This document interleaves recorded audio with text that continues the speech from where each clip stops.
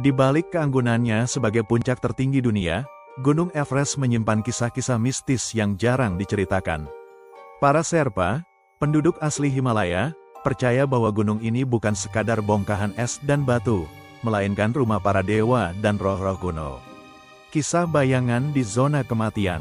Pada ketinggian di atas 8.000 meter, para pendaki menyebutnya dead zone, zona kematian. Oksigen tipis, suhu menusuk tulang, dan kelelahan membuat banyak orang berhalusinasi. Namun, tak semua bisa dijelaskan oleh logika. Banyak pendaki melaporkan bahwa ketika hampir menyerah, mereka merasa ada sosok yang berjalan di samping mereka. Seolah-olah ada teman tak terlihat yang memandu langkah. Beberapa menggambarkan bayangan itu tinggi, berselimut kabut, dengan wajah yang tak pernah bisa dilihat jelas. Ada pula kisah seorang pendaki Inggris yang tersesat di tengah badai. Ia merasa ada tangan yang menggandengnya, menuntunnya turun hingga ia menemukan tenda. Tapi ketika ia menoleh untuk mengucapkan terima kasih, tak ada siapapun di sana, hanya jejak kakinya sendiri di salju. Gunung yang menelan nyawa. Everest dikenal sebagai kuburan tertinggi di dunia. Ratusan jasad pendaki dibiarkan membeku di jalur pendakian, mustahil dibawa turun. Para Sherpa percaya, roh-roh pendaki yang mati di sana tidak pernah benar-benar pergi. Beberapa malam, saat badai menghantam, ada pendaki yang mendengar teriakan minta tolong dari kegelapan. Saat dicari, tak ada orang, hanya kabut tebal dan bayangan samar di kejauhan. Bahkan ada kisah terkenal tentang Green Boots, mayat seorang pendaki India yang membeku di dalam gua kecil. Banyak pendaki bersumpah, ketika melewati jasad itu di malam hari, mereka melihat matanya membuka perlahan seolah menatap balik. Larangan tak tertulis. Sherpa selalu mengingatkan, jangan pernah berbicara sompral, jangan meremehkan gunung, dan jangan lupa membawa persembahan kecil, roti, garam, atau dupa, untuk roh penjaga. Ada cerita tentang tim ekspedisi yang menolak ritual itu. Di tengah perjalanan, badai salju datang tiba-tiba, dan seluruh tim hilang tanpa jejak. Mereka percaya, itu bukan sekadar bencana alam, melainkan murka Dewa Chomolungma, nama Everest dalam bahasa Tibet, yang berarti Ibu Dewi Dunia. Sampai hari ini, banyak pendaki yang selamat bersaksi, di Everest, kau tidak pernah sendirian.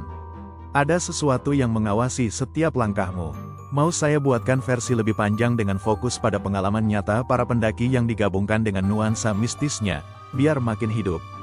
Anda bilang, lanjutkan. ChatGPT bilang, baik, saya lanjutkan dengan kisah nyata pendaki yang sering dikaitkan dengan fenomena mistis Gunung Everest, lalu saya balut dengan nuansa horor.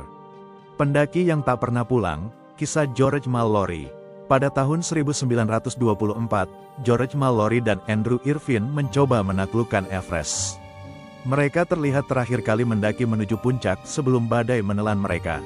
Sejak saat itu, tak seorang pun tahu apakah mereka berhasil mencapai puncak atau tidak. Puluhan tahun kemudian, pendaki yang mencoba jalur lama melaporkan sesuatu yang aneh. Di dekat jurang curam, mereka melihat siluet dua orang pria berjaket tebal berjalan dengan langkah pelan. Saat didekati, sosok itu tiba-tiba hilang begitu saja, menyisakan angin yang menjerit di sela bebatuan es. Pada 1999, jasad Mallory ditemukan membeku di ketinggian 8.155 meter.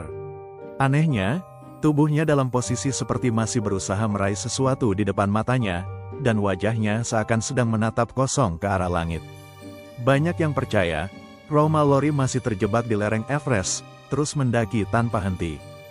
Bayangan di tengah badai. Seorang pendaki Jepang, Ken Noguchi, pernah bersaksi bahwa saat hampir pingsan karena kehabisan oksigen, ia melihat rombongan pendaki asing mendahuluinya di jalur sempit. Ia mengikuti mereka, percaya bahwa ia akan diselamatkan. Namun, sesampainya di area tenda, tak ada satupun jejak kaki selain miliknya sendiri. Sherpa yang bersamanya berkata lirih, "Kau sudah ditemani para arwah Everest. Mereka tidak semua jahat, tapi mereka akan menuntun siapapun yang sudah diambang kematian." Malam di Camp 4. Camp 4, di ketinggian hampir 8.000 meter, adalah titik terakhir sebelum summit. Banyak yang bilang, malam di sana bukan sekadar sunyi. Para pendaki sering terbangun karena suara langkah bersepatu salju di sekitar tenda. Ada pula yang mendengar suara orang berbisik dalam bahasa asing, bahasa yang tidak pernah mereka kenali. Seorang pendaki Spanyol pernah merekam suara-suara itu. Ketika diputar ulang, terdengar samar seperti orang berdoa, bercampur dengan jeritan kesakitan. Hingga kini, rekaman itu masih menjadi misteri di kalangan pendaki gunung. Gunung yang hidup. Bagi para Sherpa, Everest adalah roh hidup. Jika ada yang sombong, gunung ini akan menelannya. Jika ada yang tulus, gunung bisa memberinya jalan pulang. Karena itu, sebelum mendaki, mereka selalu membakar dupa dan menaruh bendera doa di kaki gunung. Ritual ini bukan sekadar tradisi, tapi bentuk penghormatan agar roh-roh yang menghuni gunung tidak mengganggu.